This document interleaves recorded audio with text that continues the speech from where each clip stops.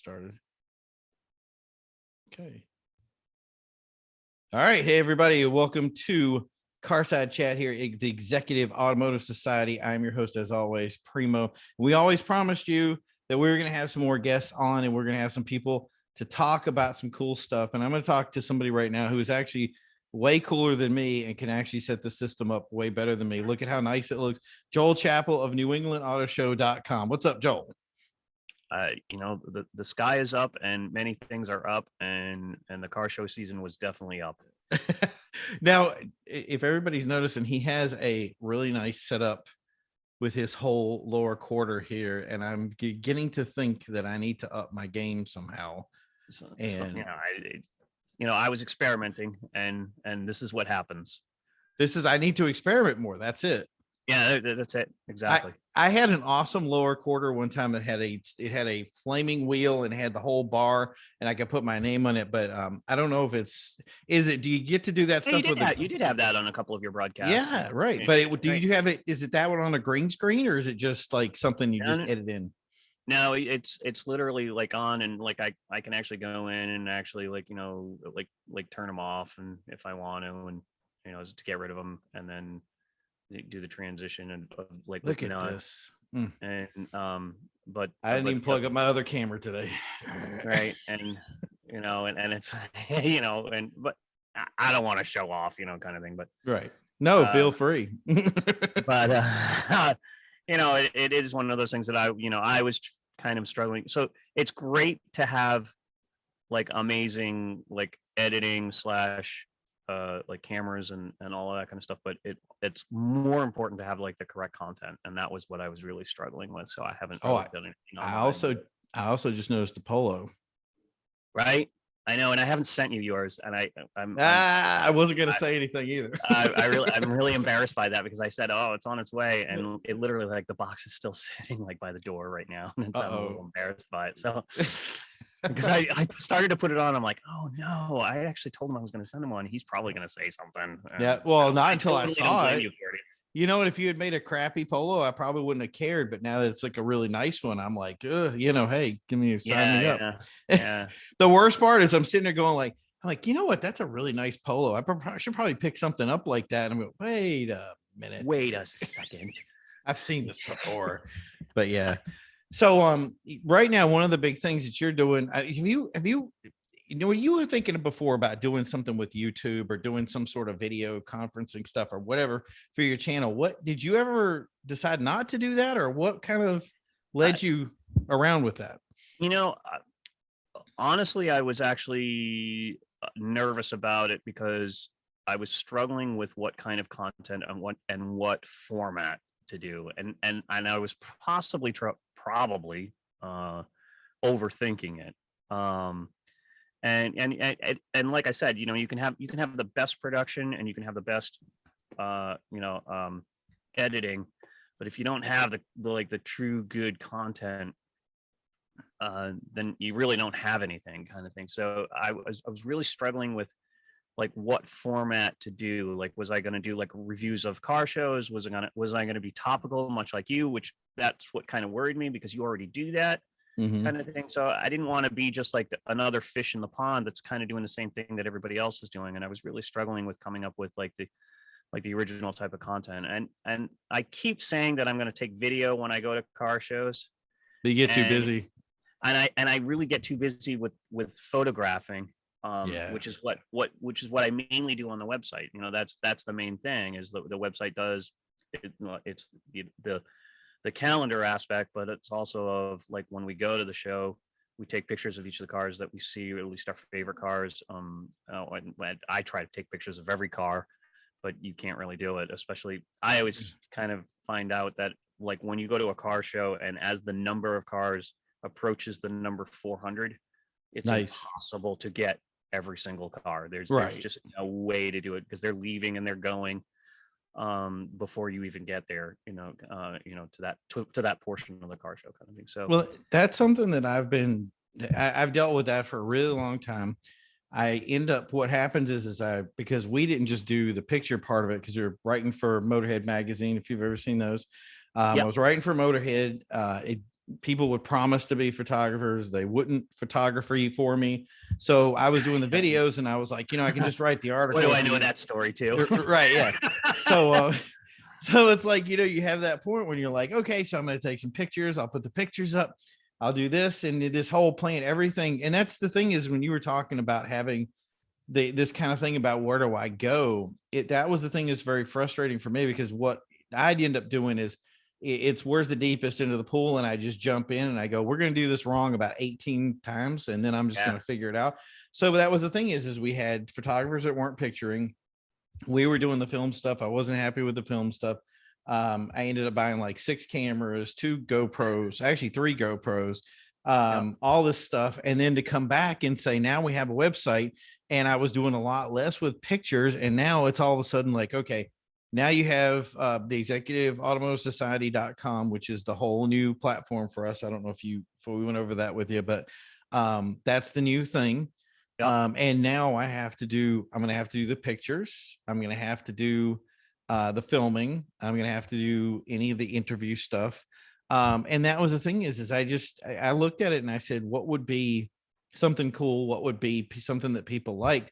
And the crazy thing about it was, I just said, as long as it was solid, so many of these guys, and I don't understand it because I'm in radio. You were with, you were obviously a correspondent on it, pretty much 3 or 4 shows now. You're just the correspondent. Let's just call you that for for everything out there that we do. And that's the thing is I said, I'm looking at these guys that are radio stars and they do this online content with Facebook and stuff, and I can't listen to them. And I think that was the big thing is I want to look at somebody and I want to be honest with them and say, I would rather listen to a vacuum cleaner than hear some of these guys talk. And I think that was the thing is I said, if I can make content that is solid, that, doesn't sound boring or blasé. And that's the thing is you guys, if you see that, put it in the comments. If we're boring, let me know. Cause that's the thing is I want to spice it up. But the thing is to be able to take people, especially like yourself, and say, hey, you have the ability to have a conversation about something, even if it's something, I guess, talking about car shows maybe sound a little boring per se. But I think that's just like, news is literally talking about stuff that everybody's talked about. So it's really about presentation and saying, the stuff that we are talking about is interesting. And when we cover cars, we'd have to actually go in front of the cars and do it that way. So that's my input. I just want to see more. That's the thing that we have right now. We have a time right now that I think people don't understand is there's an attack on cars. There's an attack on fossil fuel. And I'm not saying that from the bad. I just want the idea of, I want people to have options. There's right now, there's JEGS right now made their announcement that they said, we're not selling certain products. All the places that I work with, I know what happens with Spikes. I know what happened with Function Automotive. There's 3 or 4 other places that I've talked to say, hey, we need to order this part. Well, we can't order it because they won't sell it to us anymore, because if somebody puts it on something other than their race car, the EPA is going to go after them. And the biggest problem I see for us doing it is because much of the content that we have is not exciting. It's not something that people want to listen to. And they don't want to hear all the stuff. They want to hear. They don't want to hear it is difficult because, well, you want to inform people of what's happening, kind of thing. You also don't want to, create an aura of doom and gloom so much, much as you want to also talk about the great things that are also happening within the car scene. But that's getting harder and harder to talk about. Well, see, my thing was, as I said, if we have more good channels, if we have more automotive oriented content, that's not just people talking about what great cars they sold or these, their cross country drives or whatever. And it's funny because there's a lot of folks out there, and I do watch a lot of YouTube content, especially in the automotive portion. And a lot of it, you would probably make fun of me for watching, kind of thing. But the ones that I kind of do love are some of the guys who are actually doing a little bit of wrenching. I love those type of shows. I do love Motortron Network as well. But on what I don't like watching is the like I am like a very much of an anti I think like a really good example of like a show that I actually like hate is the um street racing content, because I don't think it helps the car scene at all.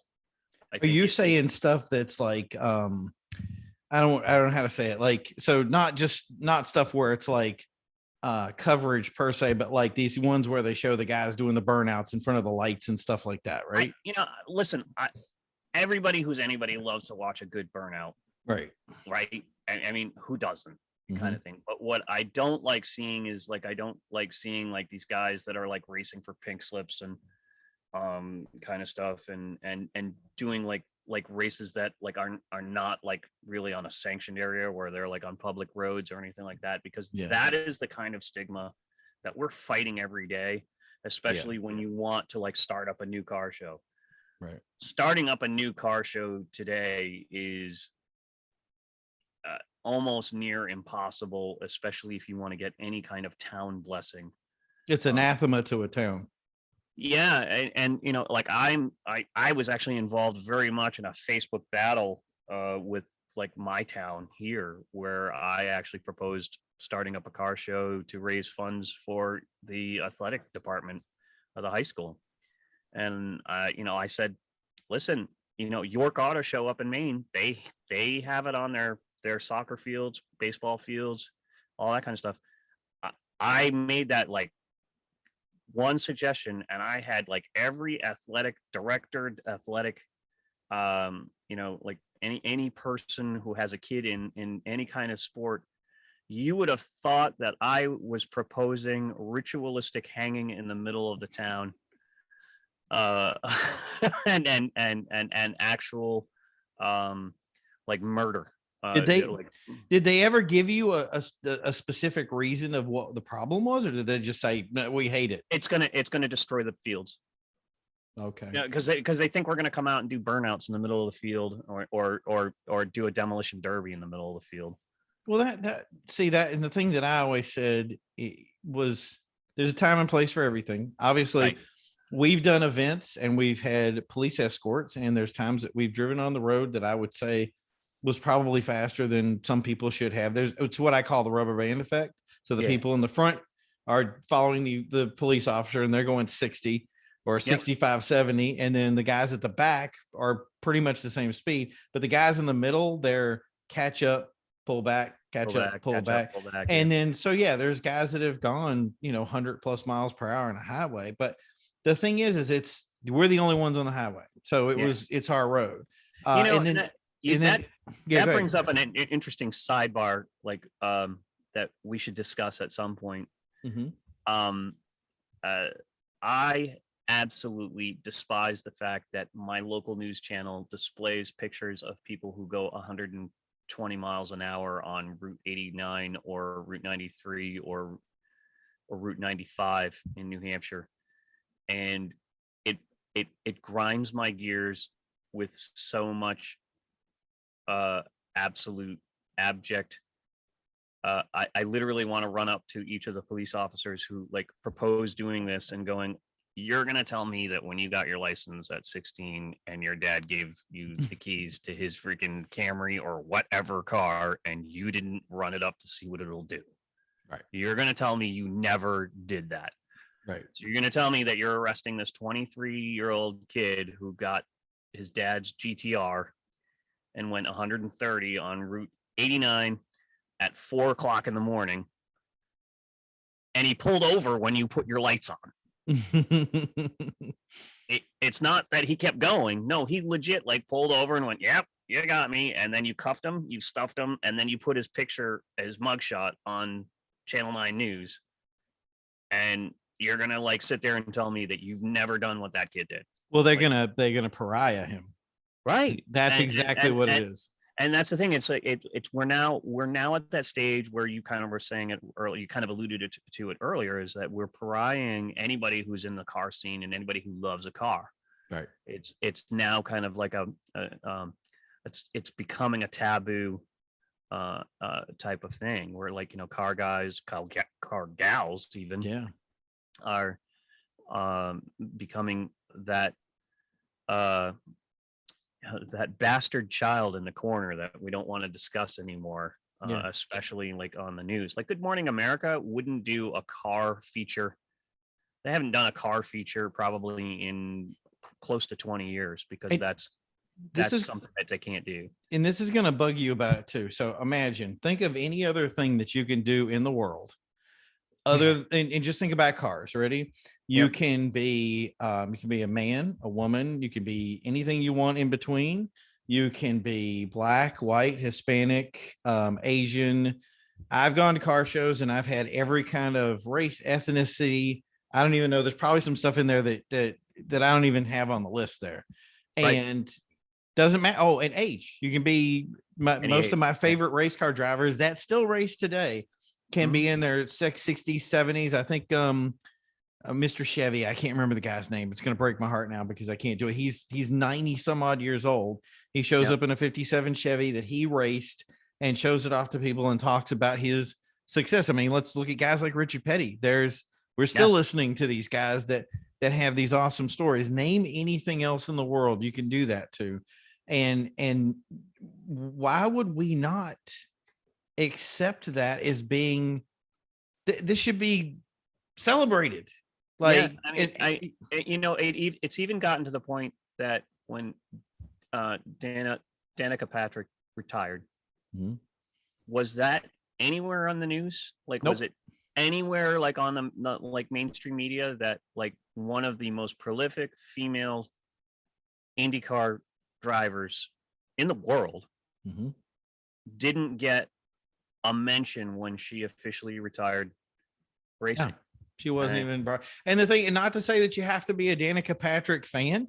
I had times where I looked at Danica and said, I don't really like how you're hitting the track there. And there's some things that you're watching. It's funny. We all did. We all, we all kind of did the, there was that like that resident guilt that occurred with Danica, where you were like, if you didn't root to her or root for her, it was as if you were anti-women in racing kind of thing. Where and then if you said, well, she's really not that great of a driver.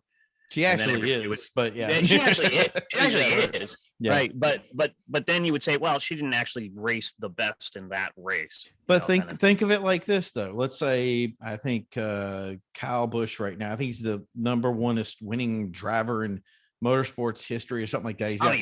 I'll be honest with you, like with NASCAR, when they started doing the race for the chase, I actually liked.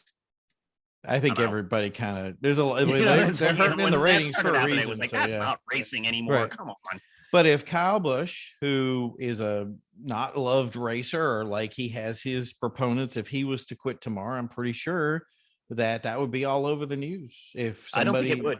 I actually legit think that nobody would bat an eye anymore, because racing is not a cool subject anymore. It's now to the point right now where anything automotive is not considered politically correct for the mainstream media anymore, because it's a pollutant. You know what's funny, but I've never thought of that before that you brought that up, and I'm thinking you might have actually, like, you might be onto something. It's kind of sad. When you do see it, it's only on the obscure channels, like what used to be the Velocity Network, which is now the Motor Trend Network, is pretty much like the last bastion of like the car guys kind of thing, because even the Discovery Channel is kind of like cutting down on their car content. And realistically, they're sending it towards the Motor Trend, and now you have to pay for the app really to really get like some of the good content on there. Well, the thing too is if we have to bring it up, the platform here, and the reason why somebody said, well, I can criticize YouTube a lot, and there's times when YouTube has not been on my side, and in some respects I think they've kind of sabotaged me, so I'll just get that out of the way. But right now, if I want to watch Super GT, if I want to watch you want to watch the Isle of Man, if you want to be like a two-wheel a two-wheel fan. That's almost like your last bastion of like finding any of that kind of content. Right. And And then we'll think about, it's getting sad. do you know GT Nationals, which used to Yeah. be Pirelli World Challenge? Now that was some of my favorite racing, and now that's something that's primarily just YouTube content. So it's something, but that's the thing is right now I have on my phone probably, I think it's 4 different things right now for the 2 qualifiers, the 2 races, wherever they're going to go. Our buddy Will Turner from Turner Motorsports, they're racing, so they've sent over pictures of them at I think it was at Indy this weekend or whatever, but Right. they sent over pictures of them. My friend is going to send Sean is going to send us some pictures of them driving in and out of the pits, and the content here is just getting eaten up. And I think that's where the point of maybe we're just getting tired of the mainstream. Maybe that's it. Maybe it's the idea of let's turn it off and go over to this. I kind of like to think of it on this level, where when I took my kids to go see Ford versus Ferrari, and we kind of got to that point like where like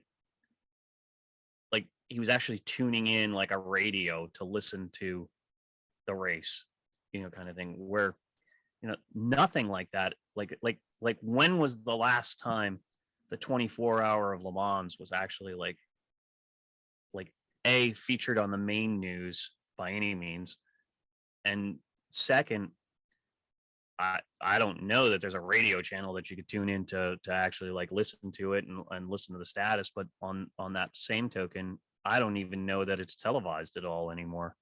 Yeah, I don't remember like the 24. There is something that they do with it. I forgot which channel it was, but like you were saying, it's like Velocity or some special channel. Yeah. And then obviously the YouTube thing, which YouTube will flat out go for the full 24. Like I looked at the right. full race on 24 hours and we were like, but again, that's where we're going, is like, that's kind of like the last bastion is like, is it's just now it's Motor Trend and YouTube.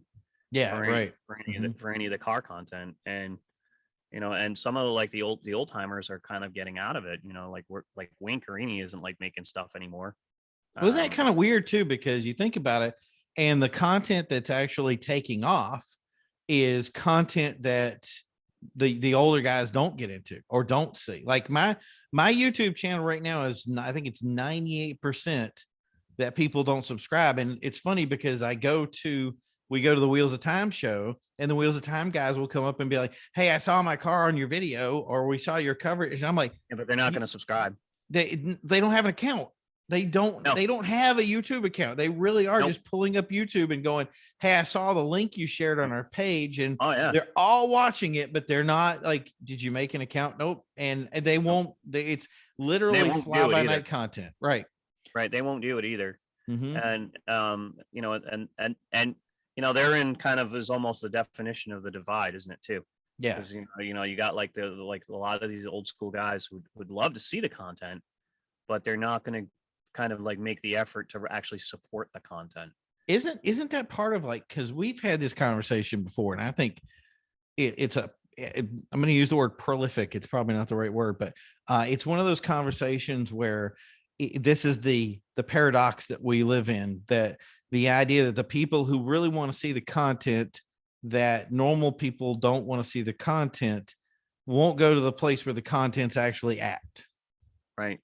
I mean, that was the struggle when I started my website was, I would go to a car show, and I would sit there and I would hand out like initially like I had like little like 4x6 cards that I would like hand out and kind of thing, or leave on my car kind of thing, and I'd carry them in my pocket as I'm walking around taking pictures. And of course you always like you run into that guy from the Wheels of Time, the guys from you talking about Farron?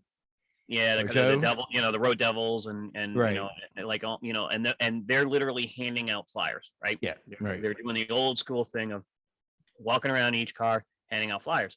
And I'll literally I'll never forget it. It was like the first time, and I literally said, "Hey, this is great. Why don't you do this? Can you take this, and why don't you go over and any car shows that you know about, let me know about them so I can put them on my calendar, and that way people will find out about them. And he looked at me like as if I had two heads And and horns.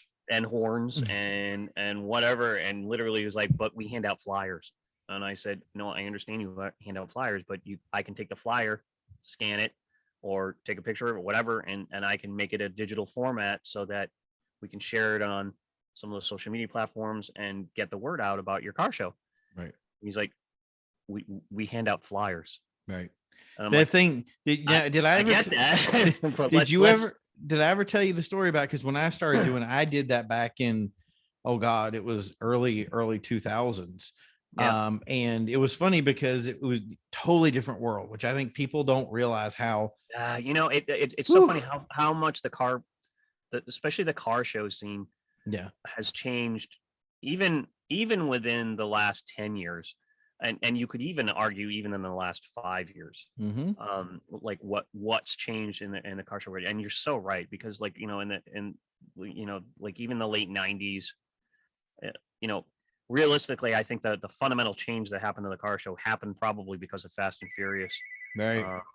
type of thing. But No, but that my thing was, so I started way back then. I mean, I remember sharing car shows on MySpace and stuff like that. So some of the we had a lot of exotic runs that we would get MySpace. involved in. You still got your MySpace account too, that you Oh man, back then it was like the big deal. Yeah. But so we were doing these exotic runs, and we'd have I mean, it's so funny because you think about exotic runs today, we see all these cars, and it's been very hyperbole wise. When we did an exotic event, it was like 2 Lambos, a couple of Porsches. Like if my 944 was there, it was actually a competitive car, totally different world. So but then I would get into, I was like, you know what, we should go.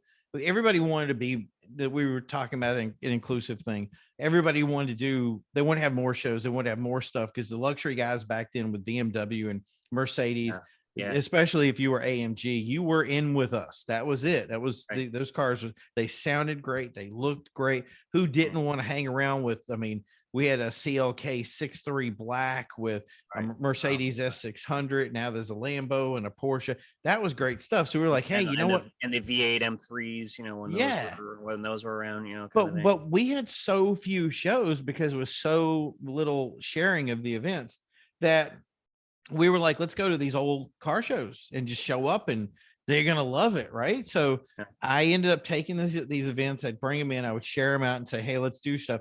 And I remember we got in this conversation with one guy, and he was like, oh, you shared the event, right? And I said, yeah, I put it out to people. And he goes, don't ever do that again. Got mad at me.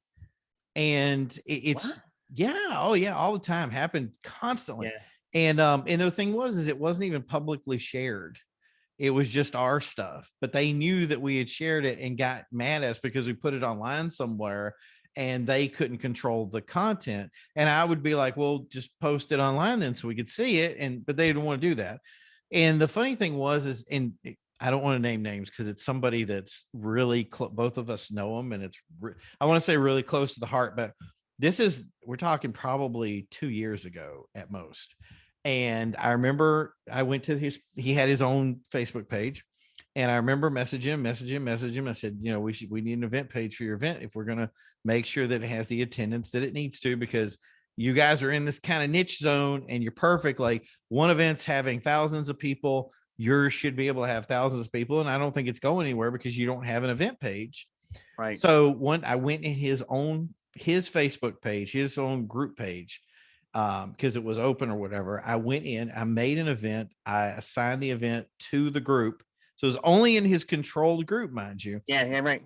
And I said, here's the event. Everybody show up to this. And I even made him because you can sync the settings and make him a co-host. So I made him a co-host. And I said, let's see what happens. I troll like that bad. It was so funny. So all of a sudden I was like, here comes the messages. And they're all third person. He's on Facebook, and he's like, yeah, make sure you talk to this guy before you go to the show. Don't, like, he might kick you out, that kind of thing. It was hilarious how it went.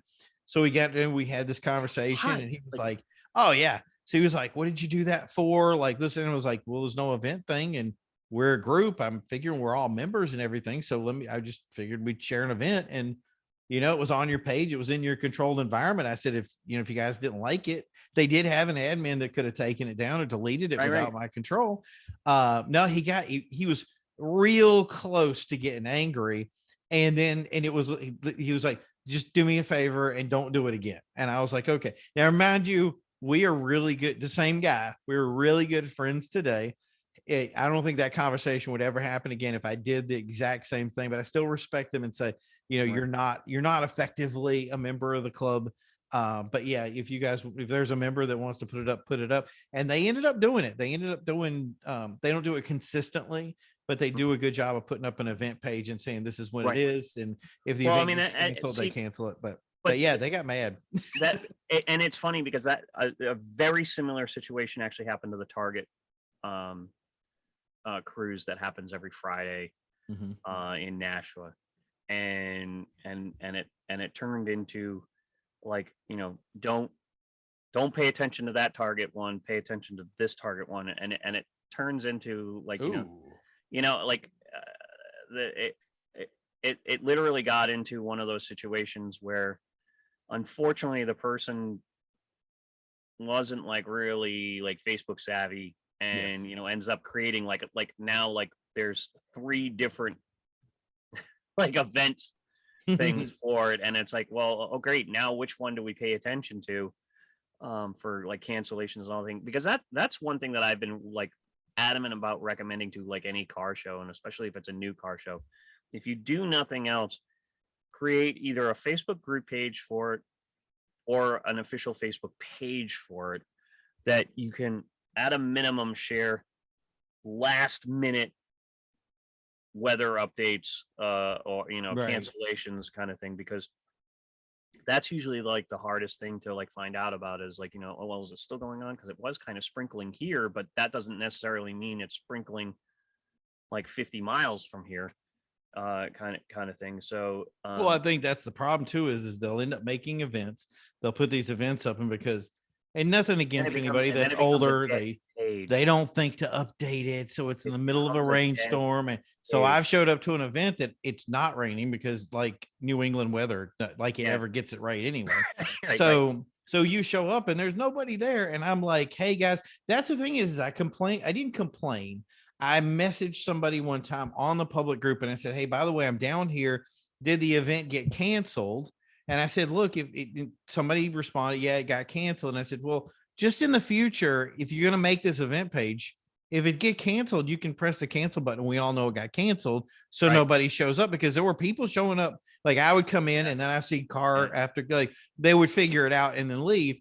But that was the thing, is they lit me up. Like they're like, I was, hey, what was wrong with me? Because I didn't show up on the guy's personal Facebook page and watch every little thing that happened. And I'm like, how do these people know it? It's a weird kind of thing that legit like occurs kind of thing. Whereas, I mean, how many times have we seen like we're like a car show and we all want them to embrace the new technology, or at least the 21st century, I guess is like the best way to say it, right? And utilize, whether it be the social media or at a minimum, like whatever, like at least a web page. But like, how many times have we seen like, or how many Facebook group page are you following right now that have not been updated for 4 or 5 years? Easily, but the event is still going on, and yet they're not updating that page. Now, I totally understand so and so started up and he's no longer with the group, or he moved down to Florida or whatever kind of thing. Well, that's fine. Call them up and say, hey, give me your, if you created an account for it, help us out, or take it down, kind of thing, and so that we can create like the new one kind of thing. But it is amazing to me how it's an equal amount of either too much info or not enough info. There is no in between at all. And it's funny because, so this is the thing so you look at the old school stuff and we kind of see that balance of, there is stuff out, but there's not stuff out, that stuff happens all the time. When it comes to the exotic community, it's all like, so we have private chats, Yeah. Now we have stuff so it's WhatsApp, it's Facebook groups, it's Facebook, Yeah. like not Facebook groups, just Facebook chats. Like there's Yeah. there's no any of this other stuff, and everything is word of mouth. So Right. everybody, like somebody would say to me, you don't worry, if we have anything going on, you're invited to it. And I go, okay, where is there an event And page? how do I find out about it? You won't. Like it really will. Just like you can, I've sneezed before and missed stuff, unless it's like, so Aston, that's Ferrari of New England. Yeah. They were quick to message me and say they're doing something, I want to say November, but anyway, they have construction going on.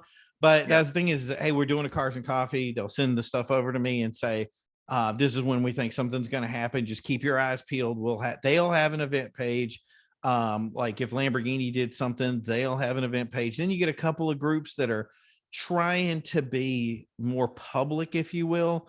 But the thing is they're not as exotic as they like to admit. And then you end up getting kind of this combative thing going on.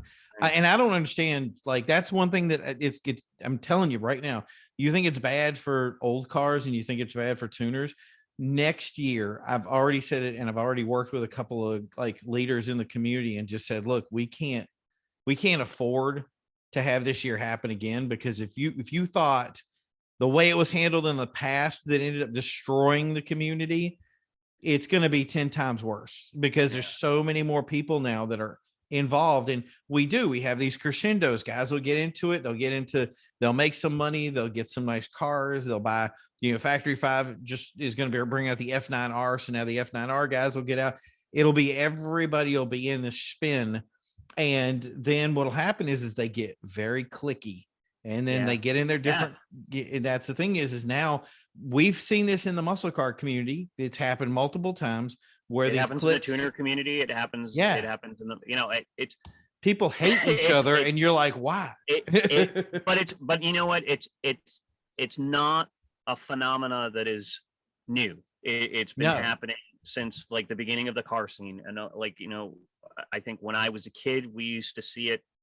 When I was in the late 70s, when my dad and I used to go to car shows, we'd see the Model A and Model T guys like totally scoff at the guys bringing like a 1969 or a 19, or like a Mustang or a Firebird or anything like that to a car show, and be like the same disdain and scoffing that some people give to the Mopar guys who show up with a brand new Charger or or a brand new Hellcat kind of thing. It's like, oh, you bought your car, that's great, kind of thing, right?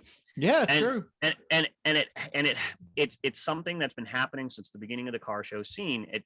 It's not something that I think is going to go away, but what I think needs to happen is that it needs to be something that's like brought like an awareness of it, because I think if you're aware of it, listen, nobody's gonna love like every kind of car, well, except for me. But you're always gonna have the guy who's got, like, we'll use you as an example, who's got like a Porsche 944, and you may scoff at the guy who's got like a Boxster, because that's the poor man's Porsche and everybody got one, kind of the thing. 914. Yeah, the 914, kind of thing, right? Or the Ferrari Dino. right. I actually liked them, and everybody's like, why do you hate these cars? But I don't know. Right. But that's the other thing too, is like, there's always the guy who hates like the Honda Civic for showing up, kind of thing, because it's like if they made 5 billion of them, like, why is it a big deal? It's like a Honda Civic. And it, like, respect the person, respect the build is like my big mantra, right? Every car is personal to every single person. Mm-hmm. They love the car for their own reason. You don't have to love the car. You just have to respect the reason that they do love the car, and the fact that they love a car. Yeah. That's the most important aspect of it, is that because of what we were talking about earlier, where there's kind of like now this kind of like a demonization of like the car community. We have to like embrace these people who genuinely love cars, and not alienate them because they don't love the car that you love.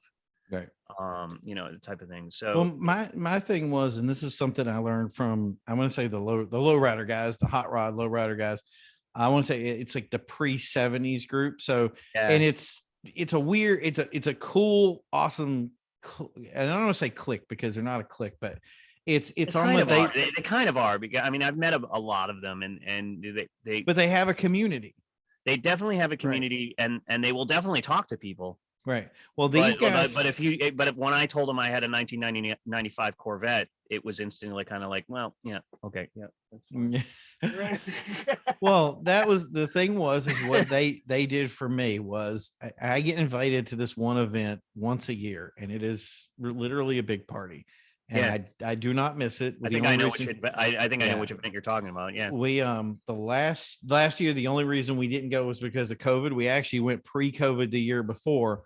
And it was funny because I was sick when I showed up, but that was kind of weird. But anyway, um, but that was the thing is we show up to this event and everybody from the Wheels of Times guys, that's the big, that event, the mass cruisers, yep, all those guys get a chance to go on the stage and present their groups. yep, And this is the Kingpins, the yeah. Creeps, Kingpins, the these creep. Yeah, yeah, and these guys are put together like they like to say that they're put together kind of like motorcycle clubs. I like yeah, the overarching thought process to it, but I don't agree with it because there are different ways of doing it, but they have structure to their group. yeah. But that's the thing is I said that structure is a lesson that you could teach other people because you guys are all getting together. You don't hate each other. And they have, I mean, everything from every kind of diversity you can say, and including different kind of political beliefs. Right, right. And they get with Isn't that each true? other. Isn't that true about the car community though? Like, because the car community, like nobody, at least in my observation, nobody like genuinely discusses like politics. No, well, they Like, try not to. But they're like the trying thing not is, to. Yeah, you'll see a bumper sticker or whatever kind of right. thing, but it's not going to be like the guy's going to like make it a point of like what, mentioning like whatever candidate that they're voting for kind of But thing. there's still such a divide that if it was like when I went to I got kicked out of a car Facebook page because one of the guys said he said we don't make political posts here. Then he made a political the admin made a political post, and I jokingly responded to him and I said, "Hey, by the Oh way." man. So I got jumped into that pool, and I was, you know me, like if I can jump in and troll the moment, I'm going to. And Yeah, right.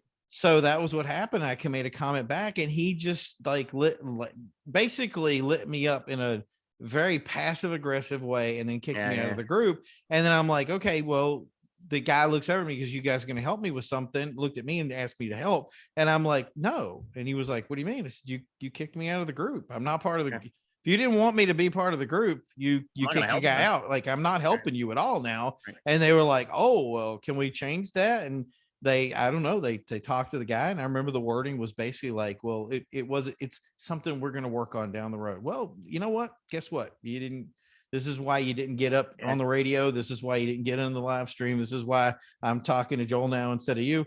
Right. And that, Right. it's nothing personally, No, like I'll have you on any time, Joel, but you would come on and say like, hey, we're gonna have that other guy, okay, let's talk to him too, that's great. But that's the thing is, but if when I went to the lowrider thing, we actually did have a conversation that was starkly political.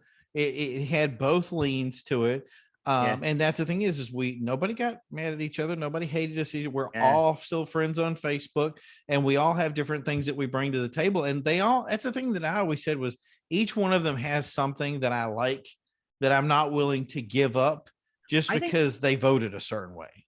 right. I think the it's funny because my opinion about these type of, like, whether we want to call them cliques, whether or not we want to call them like specific groups. I mean, like we could talk about like, like the Corvette clubs, all that kind of Yeah. stuff, right? But I will tell you, like, the hackles that go up on the back of my neck when I go to a car show, and especially when it's claiming to be like an all-inclusive car show. And you and I have discussed that, Yes. at length and ad nauseum about, the all-inclusive versus like the specificality of like, you know, certain car shows, which I get it. You know, I don't hate like the specific car shows. Like I've been to many a Corvette show because I have a Corvette. But that being said, when, you know, when I go to a car show that's all inclusive, and I'm usually hanging out with that old school guy, and I do love the old school guys, because, you know, the breadth of knowledge from these guys is just like mind-boggling, especially like historical aspects of it, like car, Yes, right. you know, the car scene, not just the car scene, but the specificality of certain cars, that kind of thing.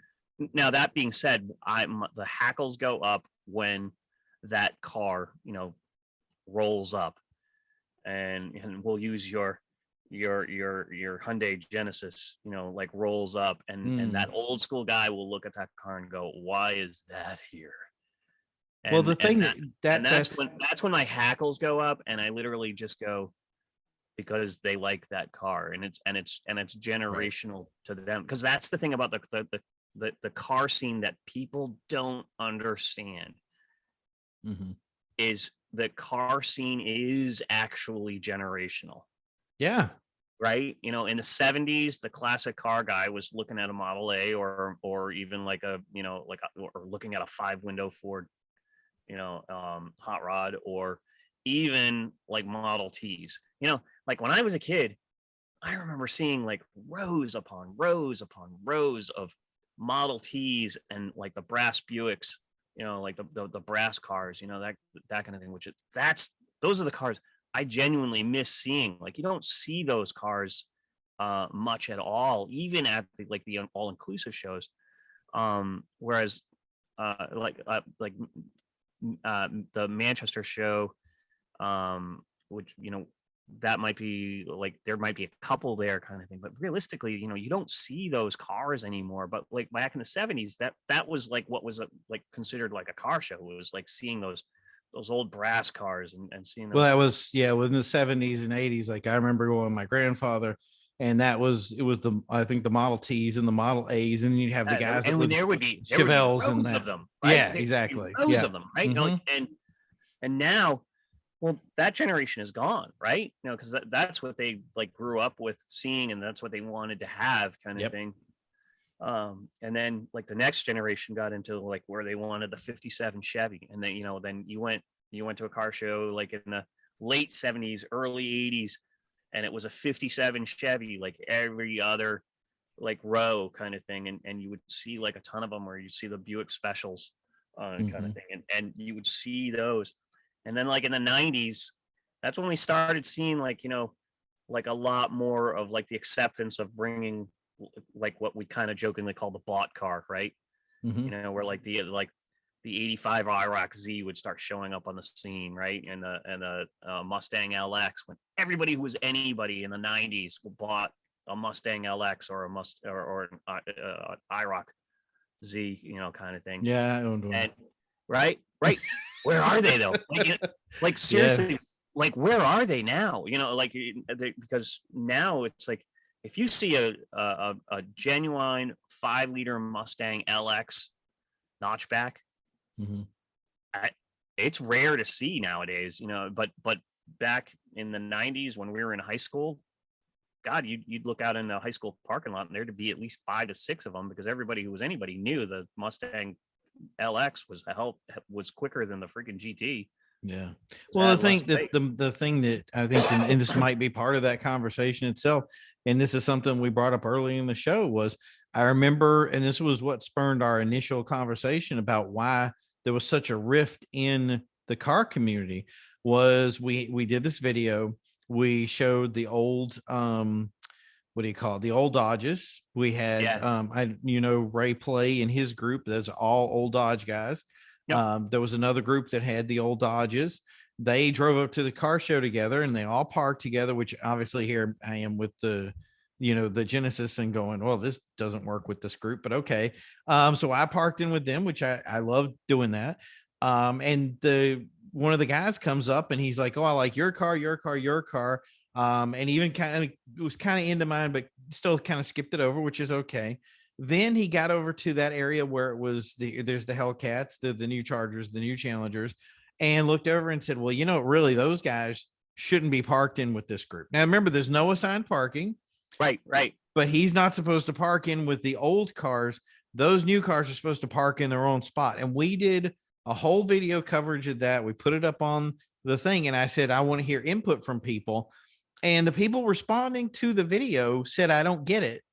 But the people that were there were the people that were complaining the most. So I was kind of who was saying what, you know what I mean? Right. It's funny because nobody wants to admit that they do it, right? Right. Totally. It's kind of one of those, if nobody else saw me do it, then it never really happened, kind of thing. But I think it's fascinating that the car culture is inherently divisive, and it's mostly because of brand wars, right? You got the Ford guys against the Chevy guys. You got the tuners against the muscle cars, the rat rods. Rat rods pretty much they get along with anybody pretty much, type of thing. But and then all of us Corvette guys are basically labeled as the snobs, and oh no, the Viper guys are taking you over for that position. Oh, is that right? Yeah. Absolutely. Well, it's funny because the exotics actually feel that too, in some aspects, kind of. Yeah. Thing, well, right? No, that's the thing is to see people in the exotic communities were too. They never dealt with anybody, so that was okay. Then it was the Corvette guys were the snobs, and they didn't want to deal with people because they were too good. And then suddenly the Corvettes got with the GTRs because in the Porsches. So now you guys are all in the club. Now you got your stamp of approval. And the Viper guys were like, wait a minute, we're supercars, right? And they just took it upon themselves to become completely aloof and not want to work with anybody. I have yet to figure it out. But once the Viper club, of all the clubs that have yet of all the clubs, everybody has contacted me except for the Viper Club. I'm still waiting for them to email me back. And it's funny too, because how many times do you see a Viper at a car show lately? The funny thing is I have a group of Viper friends. Some of them are part of the club. Some of them are not. And they were the ones that told me, like, if you message the club, they're not going to respond to you. But those guys come as a group. There's 5 or 6 of them, and they try to make it out to everything. A lot of them, there's a couple of military guys. I feel as if that's rare because it's still, I agree. Yep. And because one of the largest shows that's up in New Hampshire is the one that happens in September and they closed down the center of Manchester. Nice. There's also a Manchester one in Connecticut that they do the same exact thing. And like that legit is a show that is all inclusive. Everything shows up. That you'll get the tuner guys that are showing up, and you're absolutely right. They like all of the, whether we want to call them the cliques or whatever, they try to, park together. The clubs try to park together, right? The Mustangs have actually their own off street where they all try to park on this one side street, and they're all down there. They want to stay away from the spectators just for insurance purposes. Right. Well, if it's not a Mustang guy, it's a Corvette guy. So it's it's okay. Right. But where was I originally going with that? So it is interesting to me that the cliques kind of like all do stay together, and they kind of like, but they also feed off of each other in a way. But what I find interesting though is like there's certain cars, and I kind of mentioned earlier with like, where are all the Mustang LXs? But where are all the Vipers? Like it seems like there were so many Vipers made and so many of them sold, and yet I have not, like, I think the last Viper that I saw at a car show was curated in the muscle car arena at the New England International Auto Show by Rich Doucette, and I believe the owner of it was, oh gosh, what's his name from What's My Car Worth? Oh, okay, yeah. Yeah, who's from the Boston area, and it was originally on V66. There's some like little piece of trivia for you as well. Yep. Um, but that's I feel like that's the last Viper that I saw publicly. There may have been one in Manchester now that I'm thinking about it, but I felt like it was like, oh wow, there it is, and it's like, where are they all? Well, we had a conversation about this the other day, and it was funny because recently I've been friends with the ex-head of the Viper Club that was up in the New England area, if you will, for a very long time. Mhm. And he was working with the guy that did basically all the work on many of the Vipers. Yeah. And the problem was, I mean, they stopped making the car. What I think it was 2017. Mm. So once they stopped doing it, and it's like anything, like if you have the Veyrons and all that stuff, you don't see Veyrons because they're our thing in the whole the old brokering days was that you're not looking for a person to own the car, you're looking for its next garage. And I think that's kind of what happened with the Viper.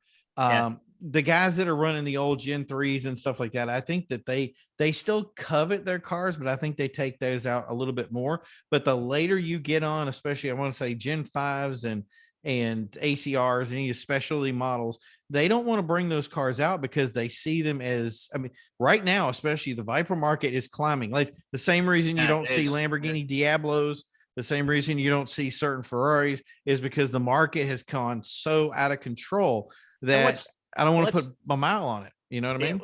well, let's talk about like why that's been destroyed.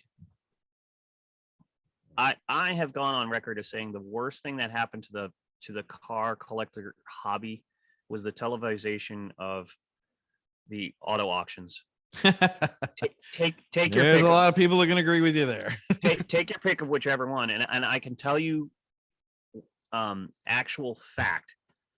I kind of went through this like when I was looking for my Corvette. I'd sold a motorcycle and I was looking to get something that my wife and I could enjoy, and that, believe it or not, at that time it wasn't so much that I was, I hadn't even dreamt up the website. I hadn't even dreamt any of that up. That actually kind of spawned on because of buying a Corvette.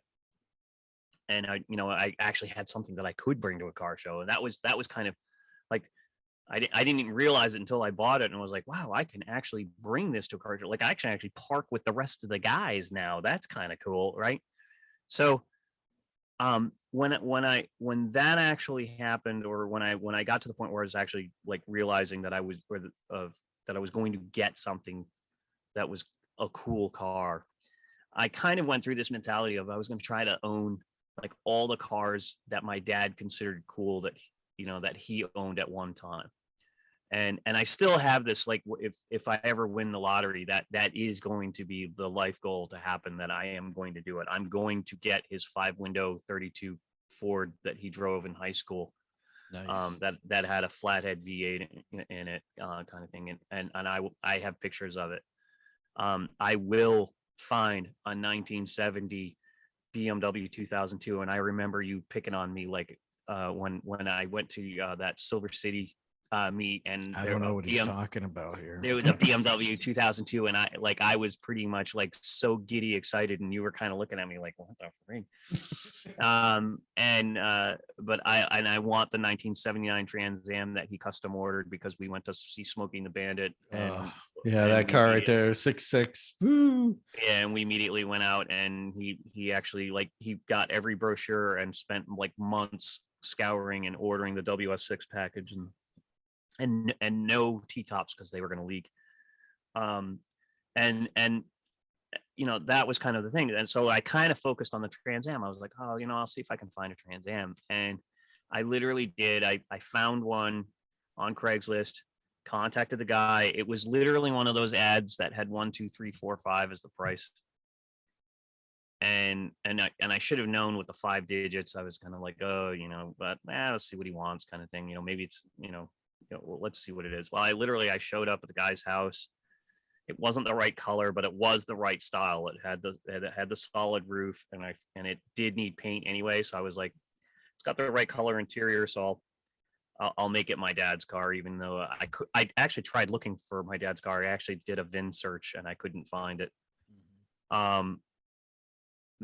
anyway, I went, he came out and he tossed me the keys. That's the textbook car salesman.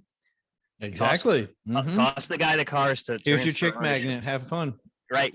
And go. He's like, go out and take it for a spin, see what you think. Right. And I go out. And it's it's run a little rough. Definitely needed a harmonic balancer, I think. And as soon as you put it in drive, it leveled right out, kind of thing, and that type of thing. So I'm like, it is. I take it out, and I literally pulled it into a Home Depot parking lot and that's what I always do whenever I test drive a used car. I always go to like a parking lot somewhere, and I just I start like crawling inside, upside down, like all over the car, kind of thing. And so I open up the trunk, and I kid you not, what appeared to be either a yield sign or a stop sign was actually JB welded to the bottom of the trunk. Oh my God. Right. And I'm like, okay, that's great. And, sure enough, the quarter panels and everything had Bondo, sucking through the sides and everything. And I'm like, yeah, okay, this thing was not really restored correctly in its previous life or incarnation, whatever kind of thing. So there's going to be a lot of corrective later, kind of thing. So I'm like, okay, whatever, So I go back, and I literally I go and up to him, and I toss him the keys back, and he barely catches them because I'm like one of the worst throwers on the planet.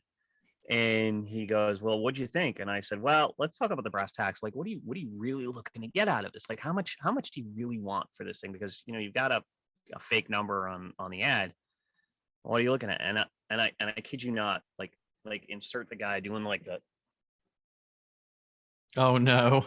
right.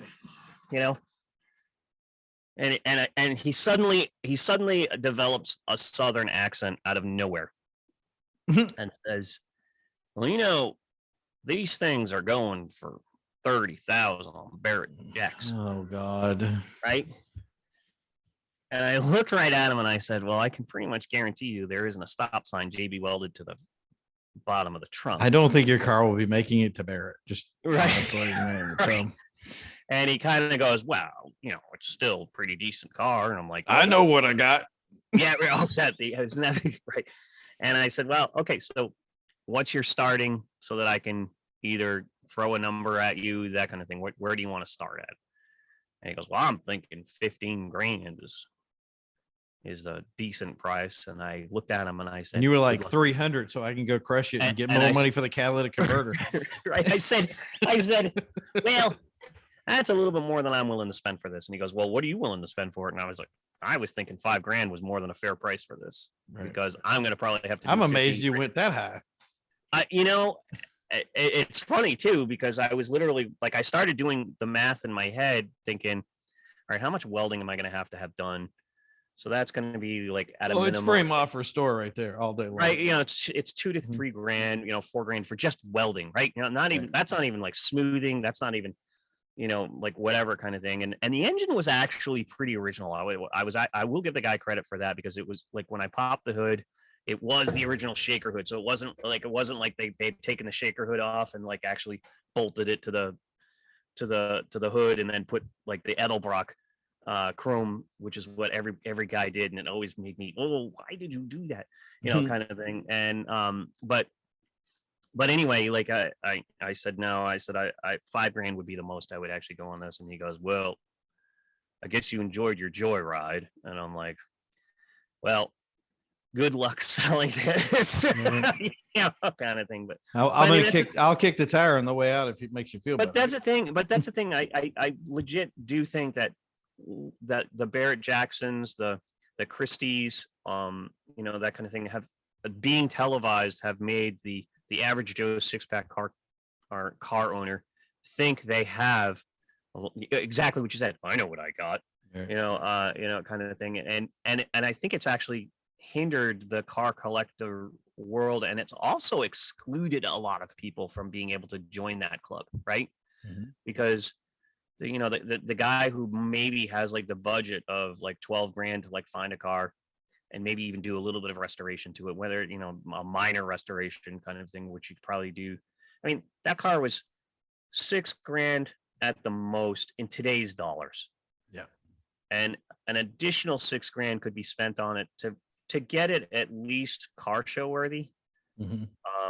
I mean, it's car show worthy as it is, but to get it to the point where you at least get a little bit of respect of going, wow, this thing's in actually in pretty decent shape, or you're not embarrassed to open up the trunk, you know, you're not, or you're not embarrassed to open up the door and see the, the Body by Fisher emblems on the, Well, that type of thing. this is something, and that's I think in the future, because we're going to close up the show now, but I definitely want I Tackled a lot of topics. but being friends with Steve Serio, that's somebody that I want to have on at some point, because the rabbit hole that we're crawling down right now, you don't know how deep it goes until you have somebody like him who actually advises people on what to buy. And the horror story of showing up to somebody's house that says, I bought all these collector cars, and he goes there and he goes, well, none of these collector cars are worth anything. I can only imagine, because this has now become big money. It's like the Countach of the 80s has now become the collector cars of 2021 and beyond. And that's the thing is these guys are actually the Wayne Carinis of the past are now guys that look over and advise people on how to purchase good cars today. Were you saddened like me when you learned that the original Countach didn't have the front wing like the one on Cannonball Run? No, I knew that I was that's the worst part about it, is I was kind of there with the Countach making it into the US, and like I knew all the import stuff. I knew exactly how things were. I didn't know a lot of people until I moved up to the north. So anything after 87, then I was in and I started meeting people, and it was still passively knowing them, but you still knew it, and you see the cars come in and you see the stuff. But I mean, I've seen some whack job Countaches, and that's the thing is they come in, they didn't have bumpers, they get bumpers added, and then now the bumpers are gone, and everything is in everybody's habit. Some guys, just that bumper was part of that American generation. And then I think it was 87, 88. There was a big import thing when the rule came into play, and Lamborghini was like, hey, you know what? I think the best thing to do here is let's crash test one and make it so that we can actually sell it in the US. And then it became US legal. So you start seeing, when it got to the anniversary cars were worth big bucks, but people were still importing them. So front wings, front odd little clump bumpers, and just I mean, the way they created this stuff was amazing. But well, Joel, I want to thank you for coming on. I think we need to make this kind of like a generalized thing that we do a little bit again. We can have some more people on, especially somebody that can talk about collector stuff, because I think there's people out there that really would like to hear not only the horror stories, but some of the pitfalls. Because I'm saying you and I both are people that would get into collecting cars down the road. And even if it's just, hey, I want that A model that my grandfather had, I want to make sure that the car is right, dialed in, and perfect. Right. So I think that's something let's look out for, somebody that we can have on the show that can really bring that to bear, and then somebody that's kind of an expert in it. So, but until then, guys, I want to thank you, Joel Chappell. Give them a big shout out right now. Any place else that they want to see you other than your website? I at Webknees on my Instagram, and I'm on Facey Face, which I'm pretty prolific on the Facey Face. At Mr. Jolie C for Facebook, which is on down below on my there. So all right, guys. So you guys check it. Remember, hit the subscribe button. I understand that might be a problem for you, but find a way to hit the button, hit the subscribe. We're going to be bringing you some more content like this down the road. So definitely check out these other videos. We're going to continue to bring some new content. This has been Primo and Joel showing up for Carside Chat today, and we will be back real soon to grace your awesome screen. We'll talk to you soon. Remember, Executive Automotive Society IG page, executiveautomotivesociety.com, and obviously right here at our own YouTube channel, and we're on Spot. You'll see this on Spotify, Apple, and Google Play. So talk to you guys then. You guys have a great day, and we will see you next time.